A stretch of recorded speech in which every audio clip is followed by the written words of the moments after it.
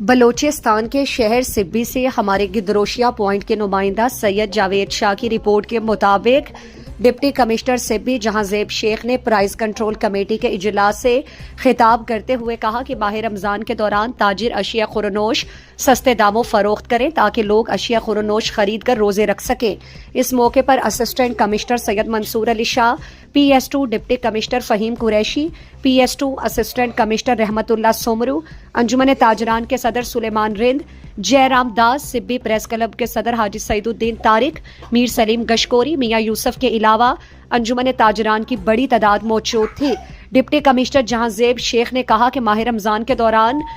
پردہ کلب میں سستے بازار کا انعقاد بھی کیا جائے گا۔ انہوں نے کہا کہ ماہ رمضان میں قائم سستے بازار میں انڈسٹری ڈپارٹمنٹ چینی فروخت کرے گا جس سے عوام کو ماہ رمضان کے دوران ریلیف ملے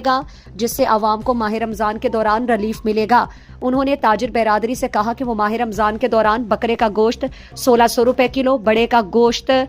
جو ہے وہ 950 روپے کلو، مرغی کا گوشت 650 روپے کلو، آٹا 20 کلو کا تھیلا 1900، جبکہ دالیں، چاول، گھی، مسالہ جات موجودہ ریٹ سے 20 سے 30 روپے تک کم ریٹ پر فروخت کیے جائیں گے۔ ڈپٹی کمشنر نے کہا کہ پھل فروٹ اور سبزیوں کے نرخ روزانہ کی بنیاد پر مقرر کیے جائیں گے، جبکہ صاف دودھ، دہی بھی ماہ رمضان میں کم نرخوں پر فروخت ہوگا۔ کسی بھی دودھ فروش نے ملاوٹ شدہ دودھ، دہی یا اشیاء خورنوش مہنگے داموں فروخت کی تو وہ دکاندار سزا اور جزا کے لیے تیار رہے، اسے قانون کے مطابق سزا دی جائے گی۔ انہوں نے صحافی برادری سے کہا کہ ماہ رمضان کے دوران میڈیا بھی اپنا بھرپور کردار ادا کرتے ہوئے مہنگے داموں فروخت ہونے والی اشیاء خورنوش پر نظر رکھیں اور انتظامیہ کو آگاہ کریں۔